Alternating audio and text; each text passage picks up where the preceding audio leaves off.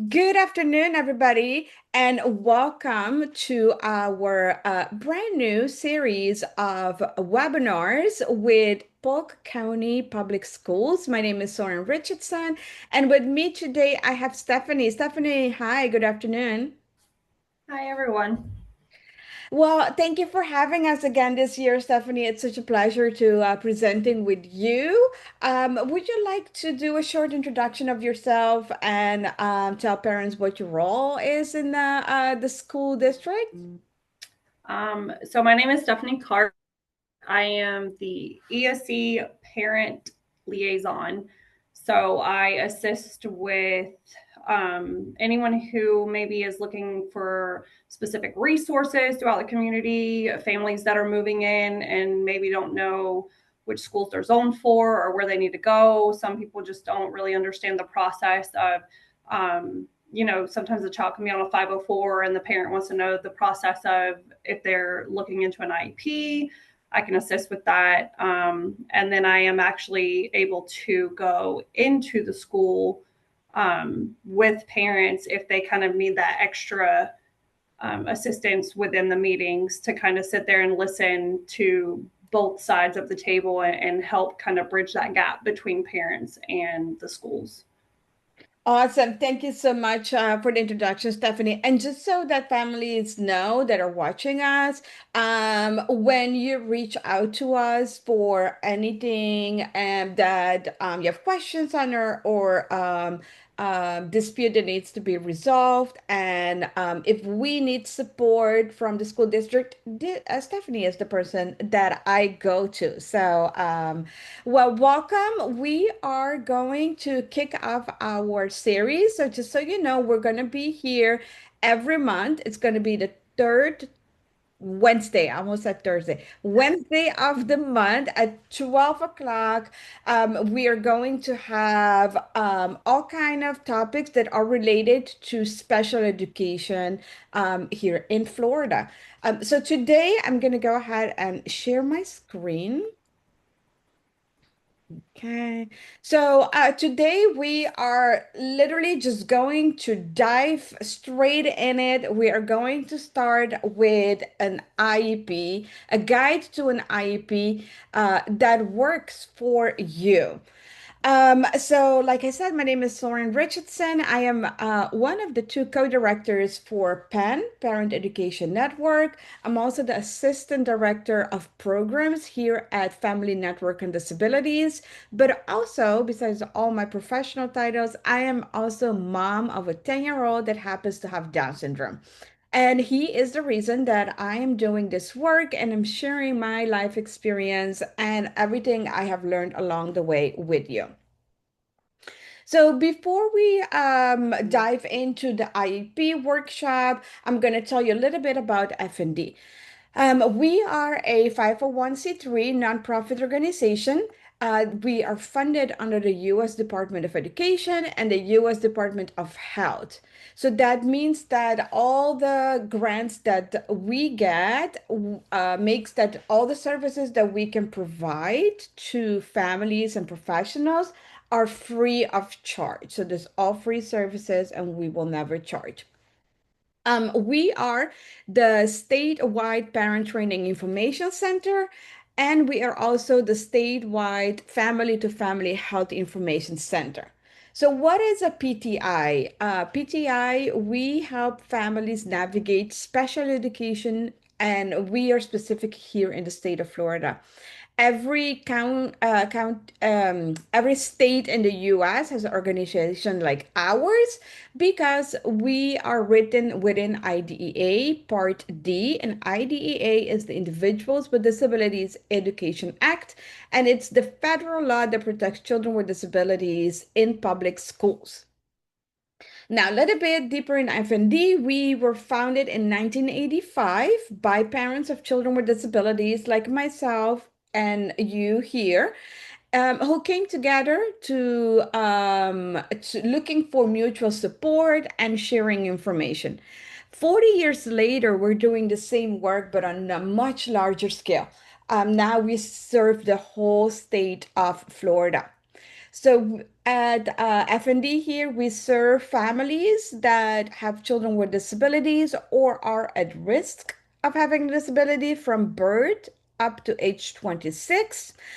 We also collaborate with professionals like school districts, early intervention, Project 10, any organization that serve the same families we do. And one of the things that makes F&D very unique is that the majority of our board members, management staff, and our all-field staff members are family members of a person with a disability. So either their parents or family relatives or are self-advocate themselves. Now, before we jump into IDEA and IEPs, a quick disclaimer, we are not attorneys, doctors, or mental health professionals. None of the information that we share with you today can be considered medical or legal advice. What we do is we share information, resources that are from vetted sources, and we support you and your family navigate special education. All the information that we share in these workshops are research based. And of course, we encourage collaboration with school and agencies. So you heard me mention IDEA already. So IDEA is the Individuals with Disabilities Education Act, and this is a law that ensures services to children with disabilities throughout the whole nation. Um, IDEA has different components, has different parts, and part B is from 3 to 21 here in the state of Florida. So that's what we call the public school services. But they also have Part C, which is from birth to age 3, and that's what we know as early intervention in Florida. And then part D is the part that we as Parent Training Information Center are funded under. So the IDEA has its federal law on the state, and then each state differs a little bit. But the key factor here is that if states are going to differentiate from the federal law, it always has to be improvement. So that means, for instance, transition IEP, the federal law is that transition has to start at age 14, but in the state of Florida, it starts at 12. So it's earlier, it's better. So it always has to be a improvement. So even though there are some differences, there are a couple of things, requirements under IDA that an IEP must include, no matter the state, no matter the differences. So it has to include how the student is currently performing in school, how the student can achieve educational goals in the coming year, and how the student will participate in the general education curricula. So these three components are not allowed to change by state. So in the IEP, we have six principles of the IDEA. Keep you confused in the acronyms. So many acronyms in special education.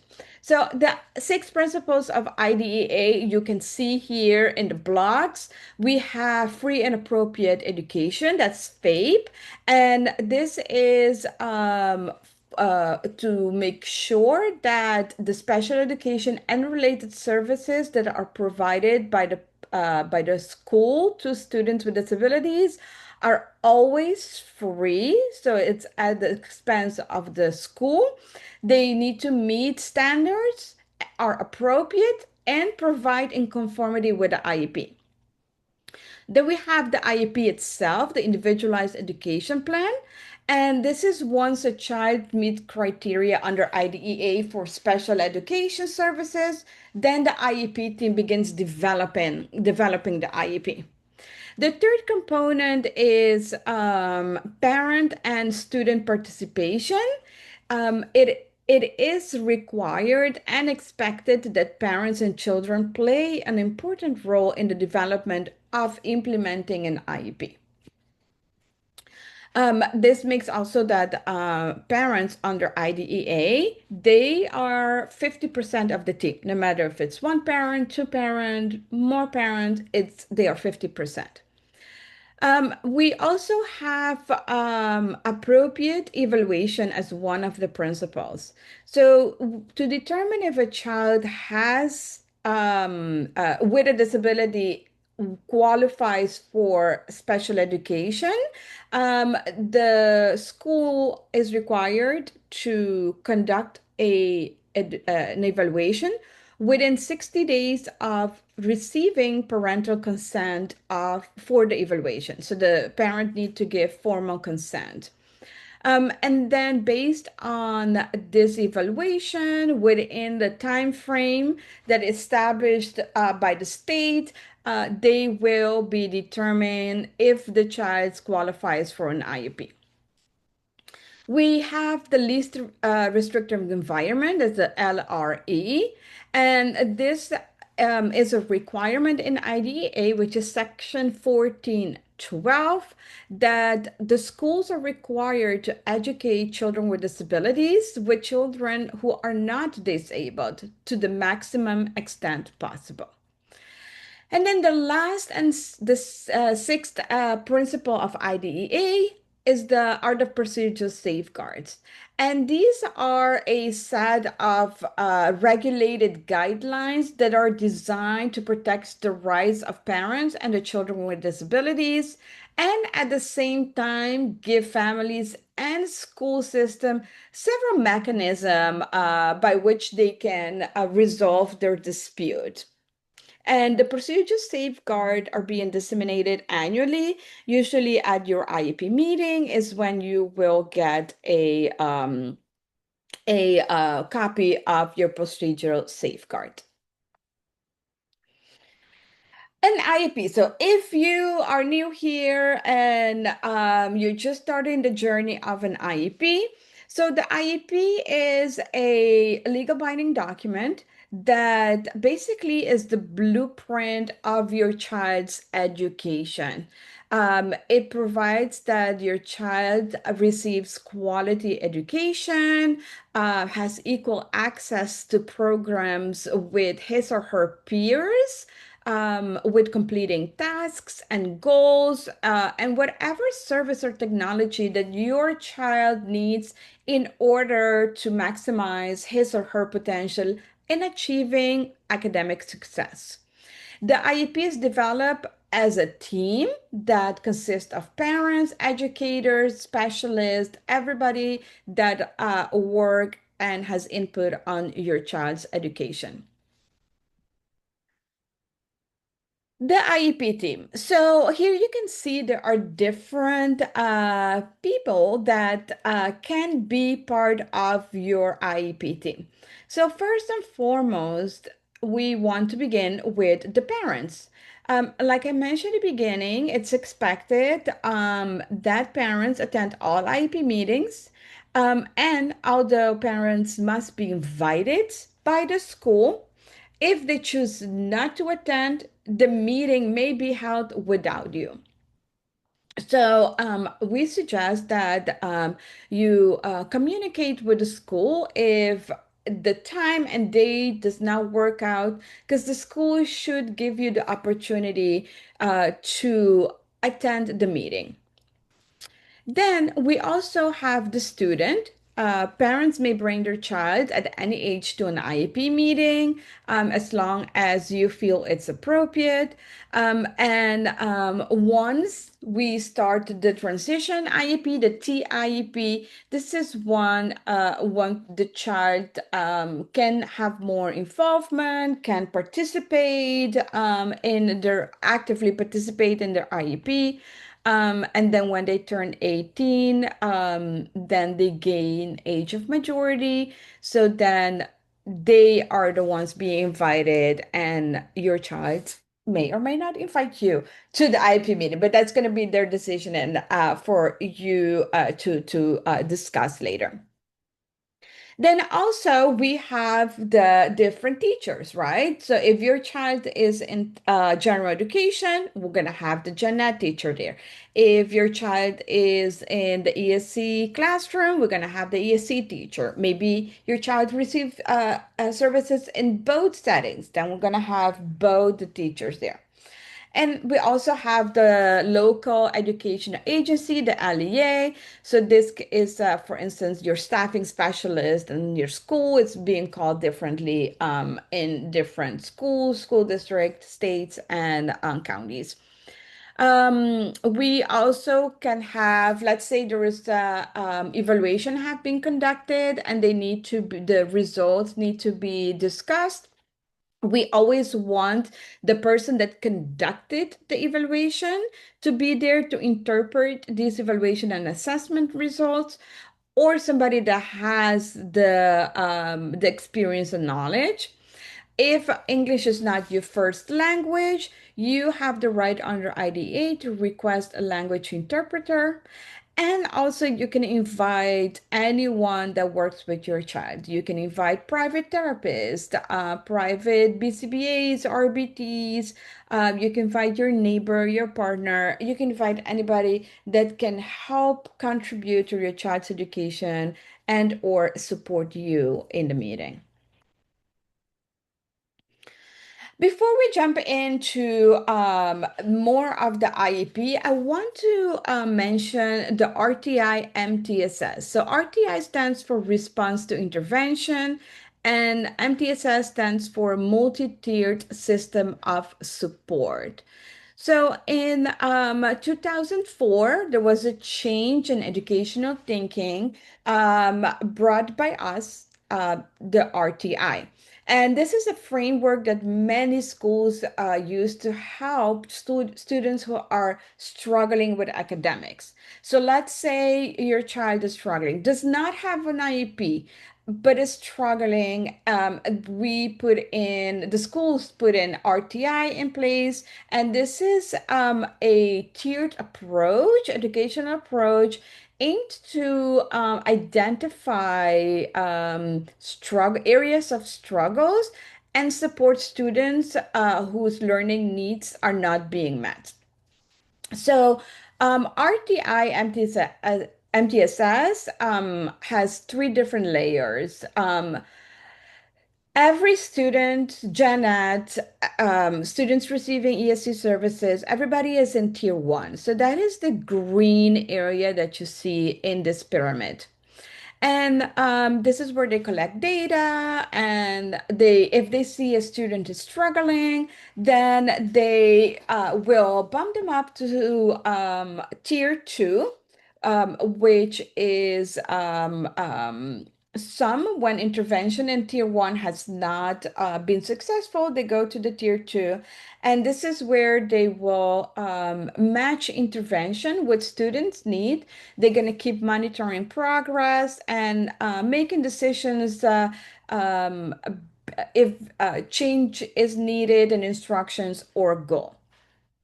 Now, this is what we often see as small group instructions, maybe in the classroom. Maybe your child is struggling in reading and they're going to get extra support. Sometimes this is not enough. And then we have to bump them to tier three, which is that red area right here where it says few of the tiers. This is students that need more intensive support, and these are oftentimes the students that have an IEP and are receiving ESC services, maybe in a ESC classroom. They get pullouts, push-ins to match their needs, the academic needs, and interventions, differentiated instructions, all the support that they need. Now, when we look under the umbrella of MTSS is more comprehensive. So MTSS may include all these three levels of RTI, but MTSS goes beyond just academics. So MTSS also will look at behavior and social emotional needs of the child. MTSS also includes behavior intervention plans. MTSS covers training for professional, for the teachers, for the staff, so they can support the interventions that they need to give to the students. So it's a more holistic approach. Now, the reason that we mention RTI MTSS in this workshop is because oftentimes that's how we start the process for an IEP. The student is struggling, we start collecting data, and oftentimes we realize the school and the parents realize that the student needs more support. So they will request a evaluation for special education. Now, these two things can go hand in hand. So you do not have to finish MTSS data to start an evaluation for special education. They can be happening at the same time. So let's jump into the special education process. So as you can see, on the screen, there are 7 key steps. The pre-referral. So this is when before the referring of the child for special education, this is where tier one, tier two of MTSS, where they are identifying that the student is struggling in certain areas, and they will identify intervention that are specific to support the students. Then we have the referral. This is when interventions don't work, a referral for special education is made.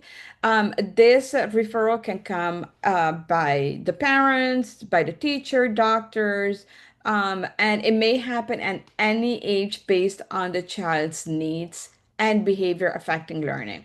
So this is where the request for evaluation is being done. Then we have the identification. This is the school conducts evaluation to determine if the child's disability requires special education. After that identification, we will go to eligibility based on the results of the assessment that the IEP team decided to conduct for the student. If based on this assessment that they make the decision that the student is qualifies for special education, then they will go over to the IEP development. Once this IEP is developed by the team, they will implement it. And then we arrive to the last step, which is review and evaluation. The IEPs are reviewed at least once a year to check for progress, adjust goals. Maybe some goals have been met to create new goals if needed.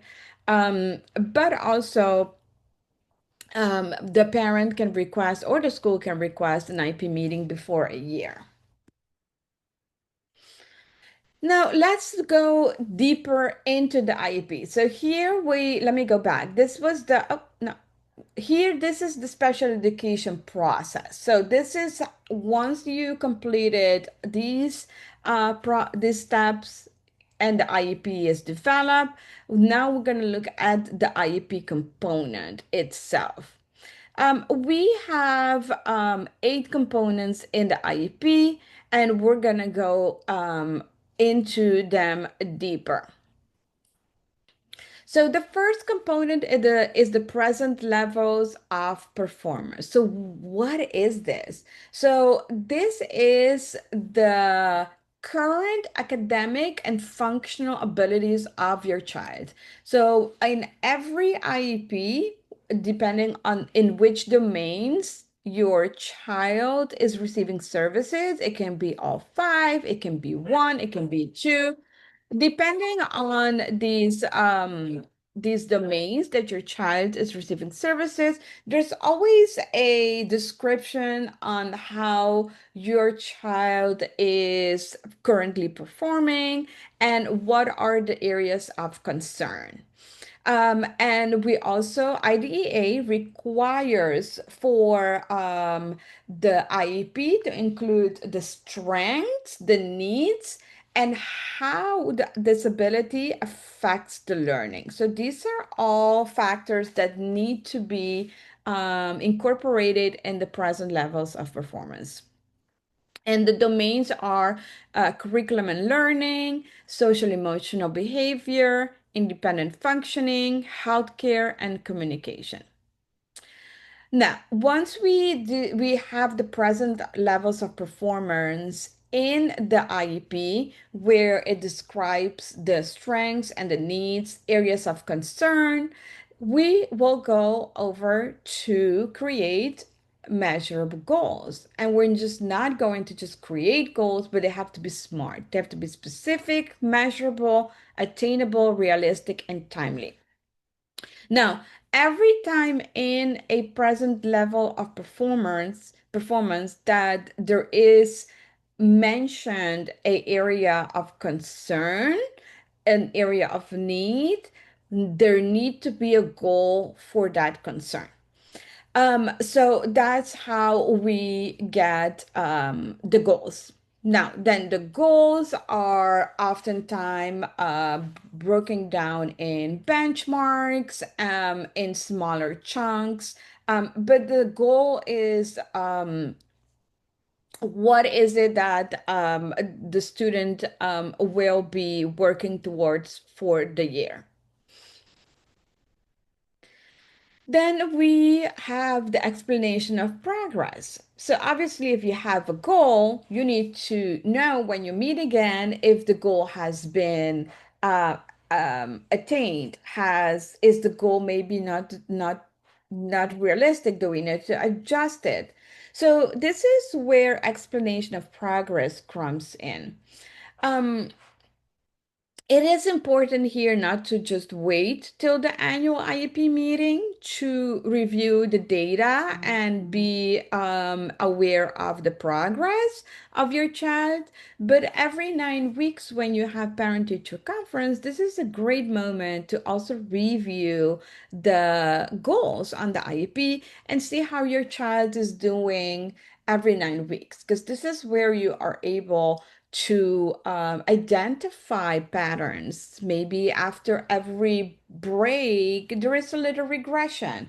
Or maybe you can see that when there is a new subject introduced.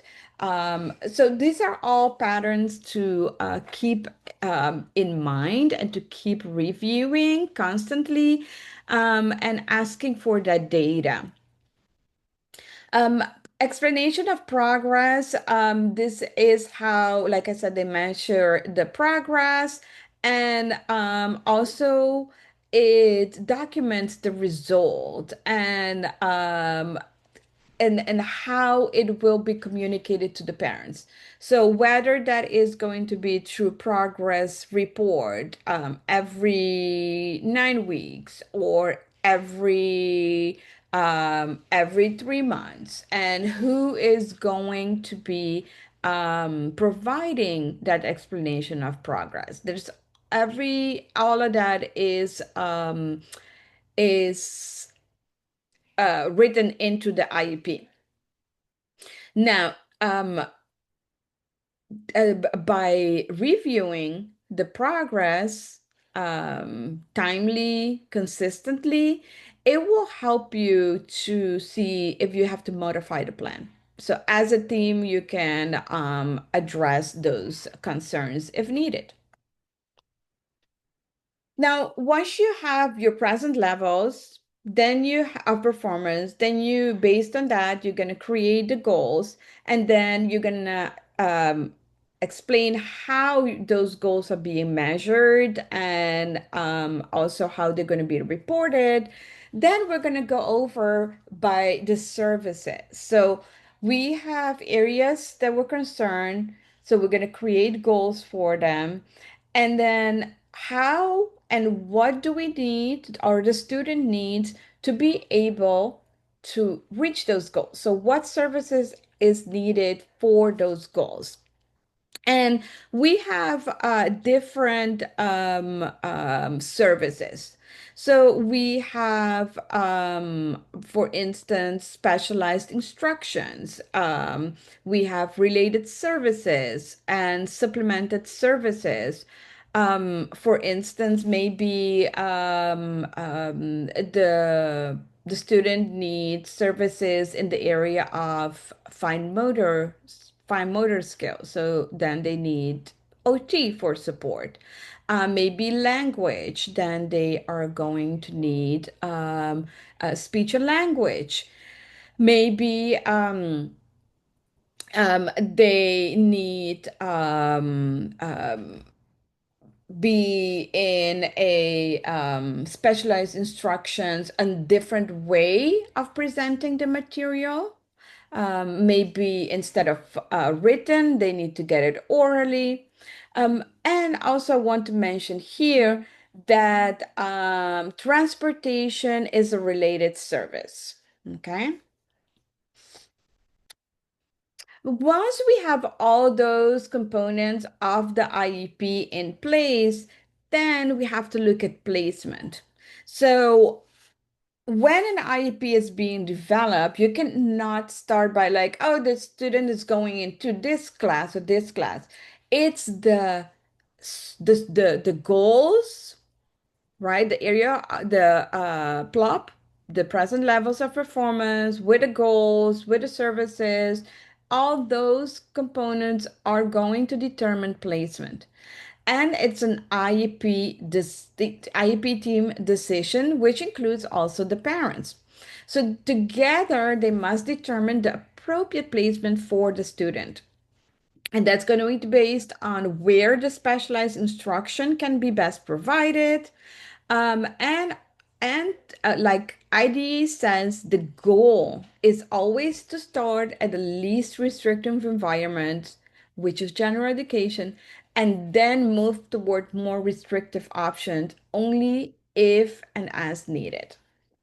So on the screen, you can see all the different type of placements that we have fully included. That is that the students is receiving all their services in general education classroom with their peers and with support from co-teachers and accommodation and related services. So everything is happening in Gen Ed. Then we have the pull out part-time. So the students will spend most of their time in general education classroom, but receive specialized instructions in another setting to specific needs. So maybe a resource room, therapy room. So this is what we call pull out. We're pulling the student out. And when we go on the continuum to more restrictive, we have the ESC classroom full time. This is where the student receive instructions in a self-contained ESC classroom the whole day. And they typically have more significant learning needs. We also have the ESC alternative school, placement in a separate public school or program designed for students with more complex need that cannot be met in a regular school setting.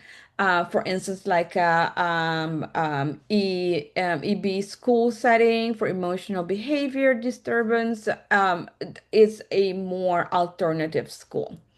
Then we're gonna go to the most on the other side, most restrictive continuum side of placement, and there's where we have hospital homebound, and this is where instructions are being delivered at home or maybe in the hospital setting for students with medical needs and that for one reason or another is preventing them to attend school in person. And then the most restrictive is the residential school. And this is where students live and receive educational services on site due to intensive educational or therapeutic needs. So when we have all those pieces in place, then we're going to see what accommodation and modification is needed, right?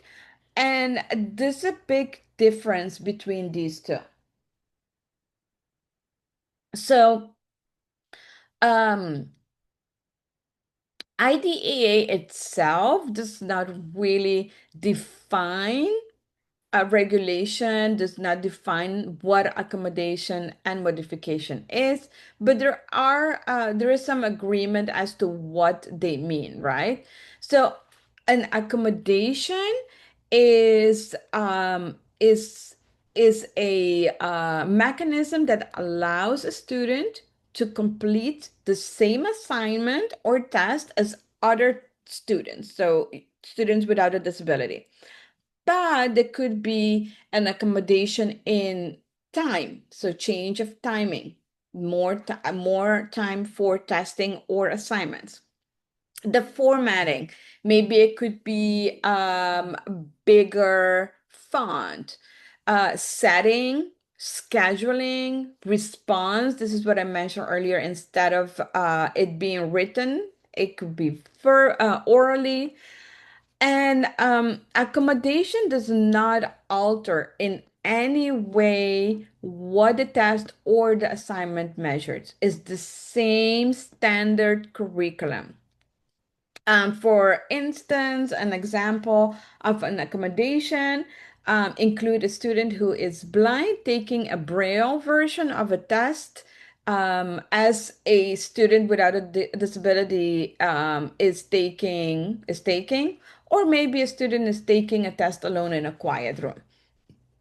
Now, when we look to modification, this is where the curriculum is being adjusted, or so as the assignment and or the test, and the changes are being made to the standard curriculum, and the assignment is measured maybe differently. So, for instance, here in Florida, this is what we call the access point curriculum. So, students will complete the work on a part of a standard, or maybe they do the alternate assignment. So that is two different things. Accommodation is mechanism to help completing the standard curriculum, and modification is modifying the curriculum. And one more thing I wanted to mention here is that these changes should be chosen to fit the student's individual needs. So it's an individual decision. And if they are deciding to put the student on a modified curriculum, it's a yearly decision that needs to be revisited every year at the IEP meeting. Now, we are going to the amount and duration. So the IEP must be detailed for every service that's delivered to your child. It must be easy for everyone to read and understand, and it must contain who, what, when, where, why, and how for each service provided to your child. So when you read the IEP, you should know what service is being provided. Who is the person that is going to be provide this service? So let's say it's speech. Where is your child receiving speech therapy? Which days of the week? For what time? So is it every Monday at 1 o'clock? For how many minutes and how often? So these are all questions that need to be answered in the IEP. And then we are back to the last factor, which is special factors. So, students with disabilities oftentimes have unique needs. It's not, it's called an IEP, Individual Education Plan. So, we have to look at every student's individual need. So, the related services like transportation, counseling, or assistive technology, they all have to be individualized. These services are not a one fit all. And it's based solely on their disability. So every IEP must include the child's special education services, any related services, when and where services will be provided. Now, IDEA also have the following five required special factors that the IEP team must consider when they're developing or reviewing an IEP. And those are here that you see on the screen. Those are behavior. Does the student's behavior affect their learning? If yes, then support must be provided. An English language learner must language must be considered if the child is learning English. Blind or visually impaired for braille or other support must be considered here. We also have communication needs. Support is needed if the student is struggling to understand or express themselves. And then we have a depth of or hard of hearing, and they have to consider communication methods like sign language or interpreters if needed. Now we're moving into the transition IEP because now we have those are all the components how an IEP is broken down. And then we are going to discuss move transition, right? So as I mentioned at the beginning, once a child turned 12, we're going to start looking at transition IEP. Well, when they're 12 years old, it's going to be looking at what are their interests and what services will is needed so they can explore the interest. But as they get older, right, it's going to be more specific. So they have to look at the transition IEP, the course of study, the desired post school outcome, what is the student wants to do. Then we have to think here at the age of majority.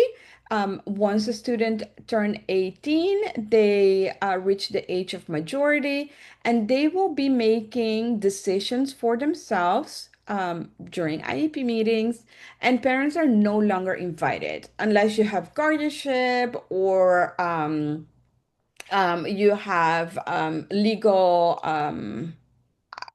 the word is escaping me now.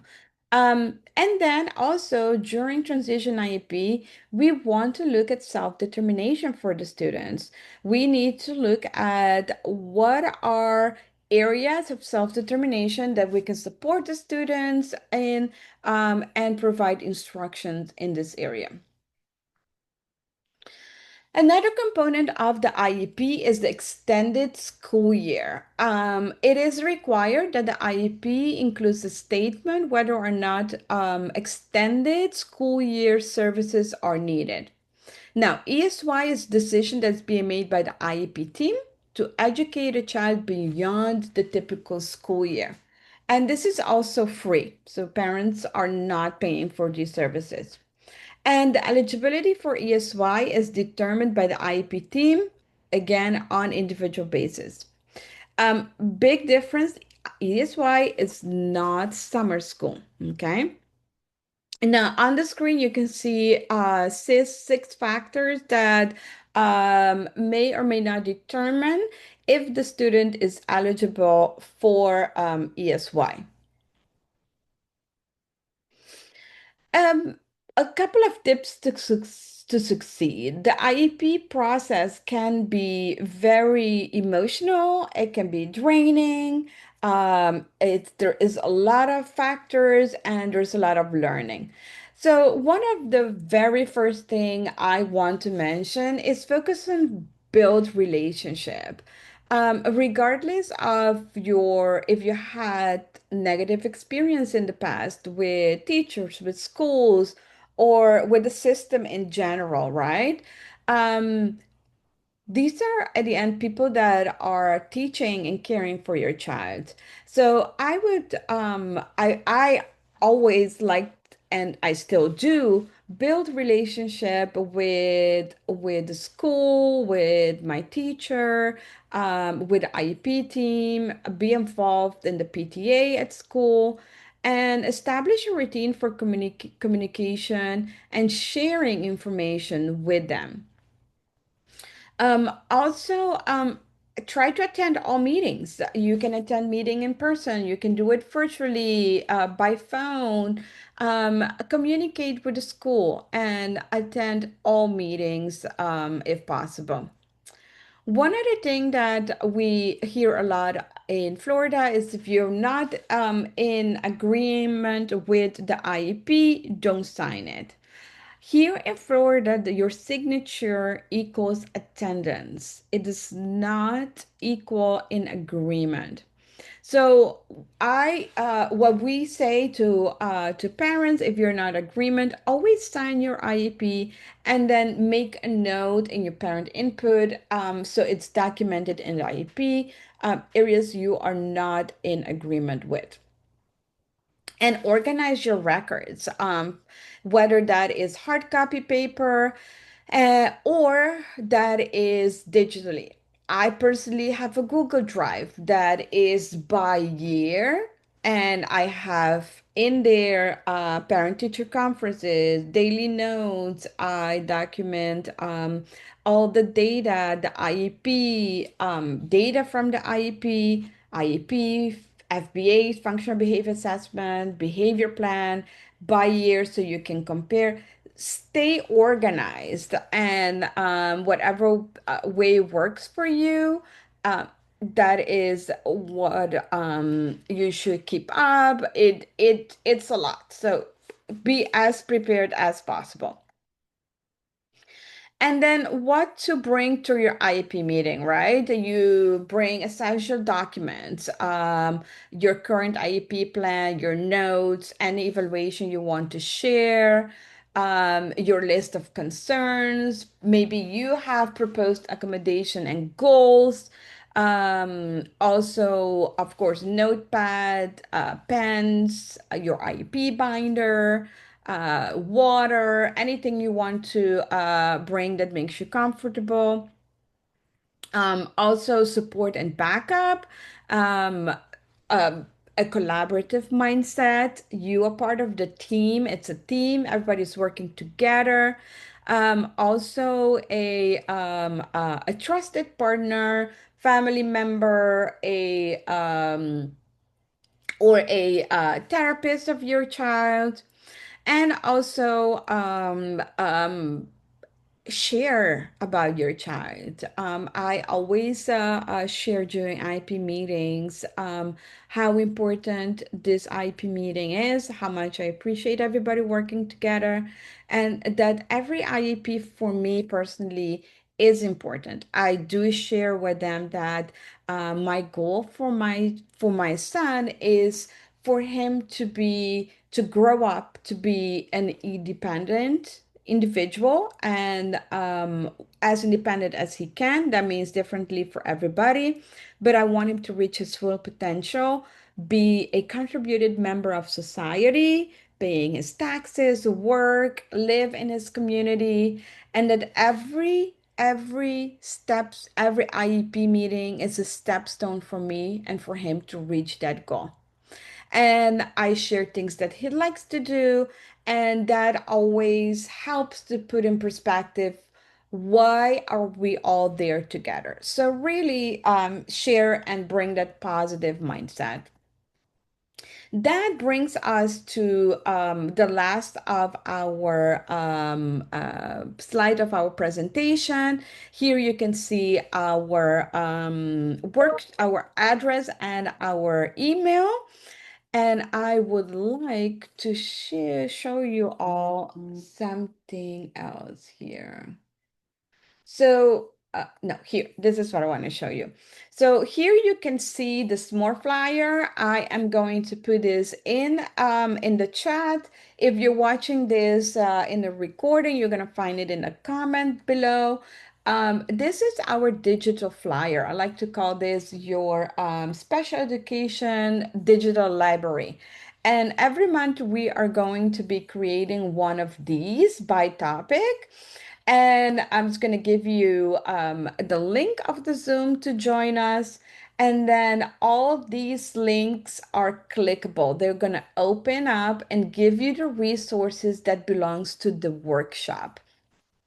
Um, Also, all these images, they are clickable. This will take you straight to the Polk County Public Schools website, and it will give you the calendar, what is happening, and what is coming up. Also, these are resources that we have on our website that is, you can click on it and it would tell, give you a description of the topic, and you can always find here the resource. So here it says parentcenterhub.org steps, and it will give you the resource and then also some specific F&D related resources, and also the upcoming webinars that we're gonna have from now until May with the topics. So that brings us to the end of today's presentation. I appreciate you taking the time of your day to be here with us, and as well as Stephanie. Stephanie, is anything you want to add to the presentation? No, I mean, I really do love the tips to succeed in there. There's a lot of key points that you hit on that we do here, especially the signing part. Someone has, I'm not sure where that came from or who kind of threw that in, but that's another thing I reiterate to parents a lot is that you're not signing. There's places where you can say, I agree, I do, I disagree. We can put your comments in the notes and stuff. You're signing that you're in attendance at the Yeah, meeting. So I love that you hit that point. And also, just reminding parents that when we go into these meetings, like we have to go into them with an open mind because sometimes we tend to say, well, at the other school or at the last meeting, or, we're kind of already like prejudging and holding yeah, people accountable for things that maybe happened not so well in the past. And yeah. so I always try to remind them also, like, let's, a lot of times it's new teacher, new setting, new school, fresh start. Let's all try to, not judge anyone for what happened previously. Let's look at now and try to move forward in a more positive manner. Absolutely. I like that you mentioned that. And in November, we're gonna do a presentation on alternative dispute resolution.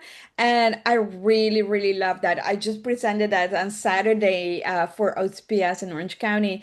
And we really hit that point so nicely is, sometimes disagreement is natural. It happened to the best of Oh, us, yeah. but it's how we move forward and don't don't keep focusing on the negative. We want to be positive, we want to be collaborative, and how do we agree to disagree to move Yeah. forward in best interest for our child? Absolutely. I Yeah, mean, at the end of the day, it's an individualized plan for that child. So, as parents and educators and people, sometimes, our heart goes into something and we tend to kind of throw our emotions into it, where really we have to take a step back and say, okay, it's not necessarily what I want, is what does this child need? Like, this is what exactly. we're putting in place that this child absolutely needs to be educationally successful within the school. So I Absolutely. think if we can all kind of like learn that and come to an agreement, Yes, yeah, tune in November. Yeah. No, I cannot agree more to that. And that is also our way of work here at F&D is resolve dispute at the lowest level. We always start with a teacher and then we move forward. But we always want to work in the spirit of collaborative and collaborative communication, collaborative working together. Oh So yeah. yeah. That's typically my first question when someone calls in, especially if they have a complaint or a concern. My first question I generally ask is, okay, where have we started before you got to me? Like, have you talked to a teacher? Have you talked to admin? Have you Yeah.